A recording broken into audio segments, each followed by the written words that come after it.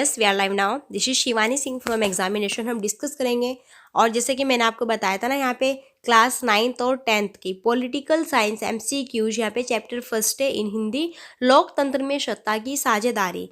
Okay, बहुत ही best यहाँ पे कंटेंट होने वाला है ओनली BPSC के लिए। Class 9th 10th SCRT and NCRT political science MCQs chapter first है लोकतंत्र में सत्ता की साझेदारी। बुक्स यहाँ पे NCRT की लेना, उसमें चैप्टर फर्स्ट आता है लोकतंत्र में सत्ता की साझेदारी। बिहार बोर्ड BPSC इसके लिए सबसे बेस्ट यहाँ पे कंटेंट है हमारा जो है पॉलिटिकल साइंस में। ओके, तो आइए फिर हम आपको रूबरू कराते हैं पॉलिटिकल साइंस के MCQs से। BPSC polity SCRT and NCRT important MCQs हम यहाँ पे करने वाले हैं, बहुत ही बेहतरीन। ठीक है, चलिए फिर स्टार्ट करते हैं आपका बिना टाइम वेस्ट किए। फ्रेंड्स, यहाँ पे हमारा क्वेश्चन है कि लोकतंत्र के बारे में इनमें से कौन सा कथन सही नहीं है, बताना है। लोकतंत्र में लोगों को अभिव्यक्ति की स्वतंत्रता होती है, लोकतंत्र में लोगों को संगठन बनाने का अधिकार होता है, या फिर लोकतांत्रिक देशों में लोगों को विरोध करने की आज़ादी नहीं होती है, या फिर लोकतंत्र में चुने हुए नेताओं को ही देश पर शासन का अधिकार होता है। तो लोकतंत्र के बारे में इनमें से कौन सा कथन आपका सही नहीं है? जो नहीं है ना वो यहाँ पे होगा। तो यहाँ पे हमारा जो ये फर्स्ट वाला ऑप्शन है ना कि लोकतंत्र में लोगों को अभिव्यक्ति की स्वतंत्रता होती है, बिल्कुल करेक्ट है। संगठन बनाने का भी अधिकार होता है लोगों को, बिल्कुल ये भी करेक्ट है ना। लोकतंत्र में चुने नेताओं को ही देश पर शासन का अधिकार, बिल्कुल, जो भी हम अपने आप से चुनते हैं, है ना, तो उसको ही यहाँ पे नेताओं को ही देश में शासन का अधिकार होता है। अब देखो यहाँ पे हमारा सी ऑप्शन, लोकतांत्रिक देशों में लोगों को विरोध करने की आज़ादी नहीं होती है, तो यहाँ पे हमारा सी ऑप्शन ये इनकरेक्ट होगा। ठीक है, ये सही नहीं है, जबकि लोकतांत्रिक देशों में लोगों को विरोध करने की आज़ादी होती है भाई, क्यों नहीं होती है? ठीक है, होती है। तो यहाँ पे हमारा सी ऑप्शन करेक्ट नहीं है। ठीक है, चलिए नेक्स्ट फिर क्वेश्चन है कि इनमें से किससे लोकतंत्र के विस्तार में मदद मिलती है? विदेशी लोकतांत्रिक शासन का आक्रमण, सैनिक तख्ता पलट, प्रेस पर प्रतिबंध, या फिर लोगों का संघर्ष। तो बताना है यहाँ पे इनमें से किससे लोकतंत्र के विस्तार में मदद मिलती है भाई? तो वो मिलती है लोगों के संघर्ष से। क्या विदेशी लोकतांत्रिक शासन के आक्रमण करेंगे तब आपको हेल्प मिलेगी, या फिर तख्ता पलट देंगे तब आपको हेल्प मिलेगी, प्रतिबंध लगा देंगे प्रेस पर? नहीं, लोगों के संघर्ष से। ठीक है, यहाँ पे लोकतंत्र के विस्तार में हेल्प मिलती है, डी ऑप्शन करेक्ट होगा। ओके, नेक्स्ट, नेपाल के उग्र राजनीतिक दल को क्या कहा जाता है? माओवादी, कम्युनिटी पार्टी, नक्सलवादी, साम्यवादी, या फिर इनमें से कोई नहीं। तो यहाँ पे जो है नेपाल के उग्र राजनीतिक दल को क्या कहा जाता है? इनको कहते हैं माओवादी कम्युनिस्ट पार्टी। नेपाल की ये उग्र राजनीतिक दल है, इसको हम माओवादी कम्युनिस्ट पार्टी कहते हैं। ठीक है, नेक्स्ट फिर हमारे सेशन का क्वेश्चन है कि चिली में पिनेशो का सैनिक शासन कब समाप्त हुआ था? ये 1968 में, 1989 में, 1988 में, फिर 1998 में। तो चिली में पिनेशो का सैनिक शासन कब समाप्त हुआ था? ये आपका 1988 में जो है समाप्त हुआ था, यानी कि सी ऑप्शन बिल्कुल करेक्ट आंसर होगा। नेक्स्ट, लोकतंत्र के विस्तार का वर्तमान चरण कब प्रारंभ होता है? 1976 में, 1980 में, 1992 में, या फिर 2000 में। सो फ्रेंड, लोकतंत्र के विस्तार का वर्तमान चरण कब स्टार्ट होता है? ये होता है 1980 में। ठीक है, 1980 में होता है। ठीक है, नेक्स्ट, वर्तमान समय में किस शासन व्यवस्था को विश्व में सबसे लोकप्रिय एवं सर्वोत्तम माना जाता है? सैनिक तंत्र को, लोकतंत्र को, राजतंत्र को, या फिर इनमें से कोई नहीं। तो बिल्कुल हमारा यहाँ पे पॉइंट क्या चल रहा है भाई? लोकतंत्र। तो वर्तमान समय में हम किस शासन को, है ना, विश्व में सबसे लोकप्रिय और सबसे सर्वोत्तम मानते हैं? वो है लोकतंत्र। ठीक है, नेक्स्ट फिर है कि सॉलिडेरिटी वर्ग का क्या संगठन है? व्यवसायिक, पूंजीपति वर्ग, राजनीतिक, या फिर मजदूर वर्ग। यहाँ पे हमारा क्वेश्चन है कि सॉलिडेरिटी वर्ग का संगठन है, तो ये है मजदूर वर्ग का। ठीक है, सॉलिडेरिटी वर्ग जो होता है ये संगठन है किसका? मजदूर वर्ग का। तो यहाँ पे डी ऑप्शन करेक्ट आंसर होगा। पोलैंड में सॉलिडेरिटी में सैनिक के सभी 100 सीटों के लिए चुनाव लड़ा। इस चुनाव में सॉलिडेरिटी को कितने सीटों पर सफलता मिली? 55, 69, 77, 99। तो यहाँ पे जो है पोलैंड में अभी जो है सॉलिडेरिटी में सीनेट के सभी 100 सीटों के लिए चुनाव लड़े गए, और इस चुनाव में सॉलिडेरिटी को कितने सीटों पर सफलता मिली है? तो इन्हें मिली है 99। ओके, डी ऑप्शन करेक्ट होगा।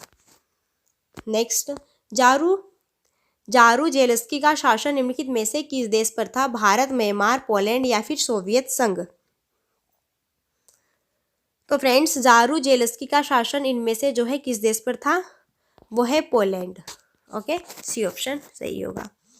इनमें से कौन सा कथन सही है ये आपको बताना है। प्राचीन भारत में लोकतंत्र के प्रमाण नहीं मिलते हैं। ब्रिटेन में 1688 ईस्वी की गौरवपूर्ण क्रांति के बाद लोकतंत्र कमजोर हुआ। या फिर फ्रांस में 1789 ईस्वी की क्रांति ने लोकतांत्रिक शासन की नींव डाली। या फिर पाकिस्तान एवं नेपाल में लोकतांत्रिक शासन को कभी चुनौती नहीं दी गई। तो इनमें से कौन सा कथन सही है? इनमें से सही कथन है यहाँ पे कि फ्रांस में 1789 ईस्वी की क्रांति ने लोकतांत्रिक शासन की नींव डाली। सी ऑप्शन बिल्कुल हमारा यहाँ पे करेक्ट आंसर होगा। चिली में लोकतंत्र की वापसी किस प्रकार हुई? सैनिक तानाशाही का अंत करके, ब्रिटिश औपनिवेशिक शासन का अंत करके, एक दल के शासन का अंत करके, या फिर रेस द्वारा अपने अधिकारों का त्याग करके। तो हम आपको बताएं कि चिली में लोकतंत्र की वापसी किस पर हुई भाई? चिली में जो है लोकतंत्र की वापसी हुई है सैनिक तानाशाही का अंत करके। तब चिली में लोकतंत्र की वापसी हुई है, ठीक है, जब इन्होंने सैनिक तानाशाही का अंत किया। नेक्स्ट है फिर पाकिस्तान में जनरल मुशर्रफ ने किस वर्ष सत्ता पलट द्वारा सैनिक शासन स्थापित किया था? 1995 में, 1996 में, 1999 में या फिर 2001 में? तो इस क्वेश्चन का जो हमारा करेक्ट आंसर बनेगा, तो पाकिस्तान में जनरल मुशर्रफ ने किस वर्ष सत्ता पलट द्वारा सैनिक शासन स्थापित किया था? इन्होंने किया था 1999 में। तो सी ऑप्शन यहाँ पे करेक्ट आंसर होगा। नेक्स्ट फिर सेशन का क्वेश्चन है कि नेपाल नरेश ज्ञानेंद्र ने कब निर्वाचित सरकार को पदच्युत कर दिया था? 2005 में, 2003 में, 2007 में, 2008 में? तो यहाँ पे जो है नेपाल नरेश ज्ञानेंद्र ने कब निर्वाचित सरकार को पदच्युत कर दिया था? तो इसका करेक्ट आंसर होगा यहाँ पे 2005 में जो है इन्होंने इसको निर्वाचित सरकार को पदच्युत कर दिया था। ओके, नेक्स्ट, नेपाल में संविधान सभा के चुनाव कब संपन्न हुए? 2006 में, 2005 में, 2008 में या फिर 2009 में? तो भाई नेपाल में संविधान सभा के चुनाव कब संपन्न हुए? ये हुए 2008 में। नेपाल में संविधान सभा के चुनाव हुए थे संपन्न आपके 2008 में। फिर है डॉक्टर रामवरण यादव किस देश के राष्ट्रपति थे? श्रीलंका के, पाकिस्तान के, भूटान के या फिर नेपाल के? तो डॉक्टर यहाँ पे रामवरण यादव है, ये किस देश के प्रेसिडेंट है? तो ये है नेपाल के। ओके, तो यहाँ पे डी ऑप्शन हमारा करेक्ट आंसर होगा। नेक्स्ट है फिर कि निम्नलिखित में से कहाँ प्राचीन समय में लोकतंत्र का उदाहरण नहीं मिलता है? कपिलवस्तु का शाक्य, अलकंप का बुली, कुशीनारा का मल, मगध का पाटलिपुत्र? तो इनमें से कहाँ प्राचीन समय में लोकतंत्र का उदाहरण नहीं मिलता है? तो भाई ये जो है नहीं मिलता है आपका मगध का पाटलिपुत्र में, बल्कि जो है कपिलवस्तु, अलकंप, कुशीनारा यहाँ पे मिलता है, लेकिन मगध का पाटलिपुत्र यहाँ पे नहीं मिलता है। नेपाल में जो है लोकतंत्र की वापसी कब हुई थी? 2002 में, 2003 में या फिर 6 में या फिर 8 में?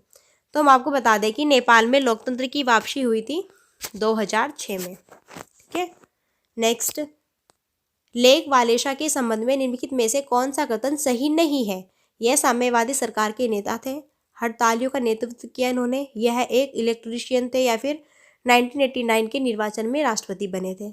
तो लेक वालेशा है ना, इनके संबंध में कौन सा कथन यहाँ पे सही नहीं है? 3 ऑप्शन तो हमारे यहाँ पे करेक्ट है, लेकिन एक हमारा ऑप्शन यहाँ पे करेक्ट नहीं है, वही हमको चूज करना है। तो ये हड़तालियों का नेतृत्व भी इन्होंने किया था, ये एक इलेक्ट्रीशियन भी थे और 1989 के निर्वाचन में ये प्रेसिडेंट भी बने, लेकिन यह एक साम्यवादी सरकार के नेता नहीं थे। ठीक है, अमेरिका द्वारा सार्वभौमिक वयस्क मताधिकार किस वर्ष अपनाया गया?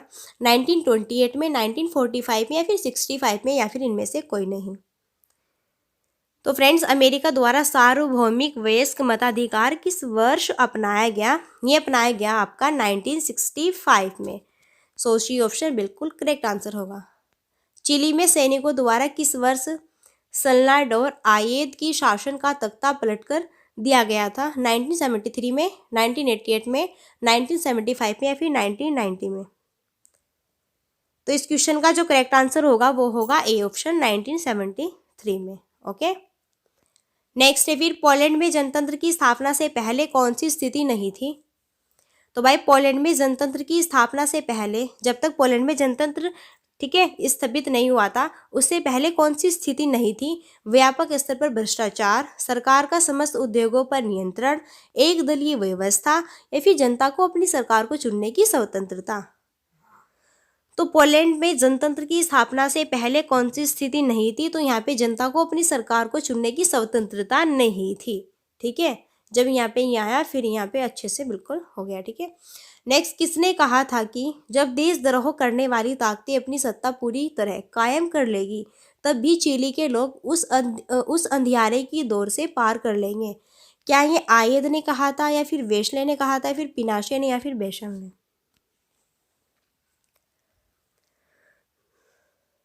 सो फ्रेंड्स, ये किसने कहा था,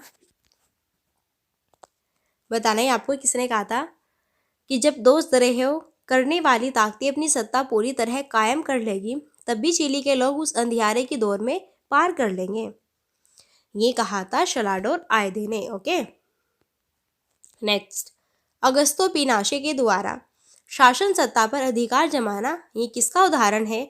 साम्यवादी शासन का, सैनिक तख्ता पलट का, लोकतंत्र का, या फिर इनमें से कोई नहीं। तो यहाँ पे इस क्वेश्चन का करेक्ट आंसर होगा सैनिक तख्ता पलट का। अगस्तो पिनासे के द्वारा शासन सत्ता पर अधिकार जमाना था सैनिक तख्ता पलट कर। ठीक है, नेक्स्ट, लोकतंत्र के बारे में इनमें से कौन सा कथन सही है। लोकतंत्र का विकास रुक रुक कर हुआ, लोकतंत्र का क्रमिक विकास हुआ, लोकतंत्र का विकास कभी रुक रुक कर एवं कभी क्रमिक हुआ, लोकतंत्र का विकास कभी नहीं हुआ। तो यहाँ पे बिल्कुल एक कॉमन सेंस वाला क्वेश्चन है। तो लोकतंत्र का क्रमिक विकास हो, भाई क्रम से विकास होता है। आप देखो यहाँ पे रुक रुक कर हुआ नहीं, कभी रुक गया कभी हो गया, है ना, विकास कभी हुआ ही नहीं, तो ये तो बिल्कुल ही निगेटिव ऑप्शन है। तो यहाँ पे लोकतंत्र का विकास जो है क्रमिक रूप से हुआ। ठीक है, बी ऑप्शन करेक्ट होगा। लोकतंत्र का अंग्रेजी रूपांतर यानी कि डेमोक्रेसी, लोकतंत्र को हम इंग्लिश में क्या कहते हैं, डेमोक्रेसी। ये शब्द निम्नलिखित में से किस भाषा से लिया गया है। फ्रेंच है, लैटिन है, ग्रीक है, या फिर इटालियन है। तो यहाँ पे जो लोकतंत्र है इसको हम इंग्लिश में डेमोक्रेसी कहते हैं, और ये वर्ड यहाँ पे जो है कहाँ से लिया गया है, ये ग्रीक भाषा से लिया गया है। ठीक है, आपको याद रखना है। नेक्स्ट, आंग सान सू की का संबंध निम्नलिखित में से किस देश से है। नेपाल, भारत, चीन, म्यांमार। तो भाई यहाँ पे जो है आंग सान सू की, इसका जो है संबंध वो किस देश से है, वो होगा यहाँ पे म्यांमार। ओके, सो डी ऑप्शन बिल्कुल करेक्ट आंसर होगा। स्वतंत्रता, समानता और भ्रातृत्व नामक लोकतंत्र के तत्व किस क्रांति के द्वारा स्थापित हुए। गौरवपूर्ण क्रांतिकारी, फ्रांसीसी क्रांति, अमेरिकी क्रांति, या फिर इनमें से कोई नहीं। तो ये हुए यहाँ पे फ्रांसीसी क्रांति। ओके, बी ऑप्शन करेक्ट होगा। स्वतंत्रता, समानता, भ्रातृत्व, है ना, ये लोकतंत्र के तत्व है। ये किस क्रांति के द्वारा स्थापित हुए थे, तो ये हुए थे फ्रांसीसी क्रांति के। ठीक है, नेक्स्ट, लोकतंत्र में निम्नलिखित में से कौन सा अधिकार लोगों को प्राप्त नहीं होता है। हड़ताल करने का, संघ अथवा संगठन बनाने का, विचार अभिव्यक्ति का, या फिर इनमें से सभी। तो बिल्कुल यहाँ पे जो हमारा करेक्ट आंसर बनेगा, देखो लोकतंत्र में इनमें से कौन सा अधिकार लोगों को प्राप्त नहीं होता। हड़ताल करने का नहीं होता, संघ अथवा संगठन बनाने का भी नहीं होता, विचार अभिव्यक्ति का, है ना। ठीक है, यहाँ पे हमारे all of this correct answer होंगे। सुरक्षा परिषद के सदस्यों की संख्या कितनी है। 5 है, 10 है, 15 है, 20 है। तो भाई सुरक्षा परिषद के सदस्यों की टोटल संख्या कितनी है, वो है 15। कितनी है, 15। इंपॉर्टेंट क्वेश्चन है बहुत ही। निम्नलिखित राज्यों में से किस राज्य को सुरक्षा परिषदों में वीटो का अधिकार प्राप्त नहीं है। अमेरिका, ब्रिटेन, चीन, Bharat. Very very most popular question. निम्नलिखित राज्यों में से किस राज्य को सुरक्षा परिषद में वीटो का अधिकार प्राप्त नहीं है। वो कौन सी यहाँ पे कंट्री है भाई, वो है अपना भारत। क्या है, अपना भारत, इंडिया को जो है वीटो का अधिकार प्राप्त नहीं है। ठीक है, सो फ्रेंड्स, ये यहाँ पे आपके पॉलिटिकल साइंस के 30 MCQs पूरा यहाँ पे प्रीवियस ईयर क्वेश्चन पेपर था ये। और ये NCERT यहाँ पे क्लास 9th और 10th का जो फर्स्ट चैप्टर है ना NCERT में, ठीक है। यहाँ पे जो यहाँ पे आप यहाँ से देख सकते हैं, ओनली स्पेशल BPSC के लिए ये बहुत ही बेस्ट है यहाँ पे, ठीक है। इसी तरीके के क्वेश्चन पूछे जाएंगे टफ लेवल वाले आपके BPSC में। अभी आपने जो यहाँ पे दिया होगा ना, यहाँ पे अभी जो भी स्टूडेंट्स ने दिए होंगे यहाँ पे, जो भी आपका BPSC ट्री 2.0 हुआ था, है ना अभी, तो उसमें देखा ना आपने कि कितना टफ पेपर आया था आपका। तो इसी तरीके का पेपर आएगा फिर, अब की बार भी टफ ही आएगा। बस आपको अपनी कंटिन्यू यहाँ पे और ऑल सभी सब्जेक्ट्स की अच्छे से यहाँ पे तैयारी करनी है, फिर यहाँ पे कोई टेंशन नहीं, ठीक है। तो फ्रेंड्स चलिए फिर मिलते हैं हम नेक्स्ट वीडियो में, और तब तक के लिए so thanks for watching, keep study and bye bye, take care.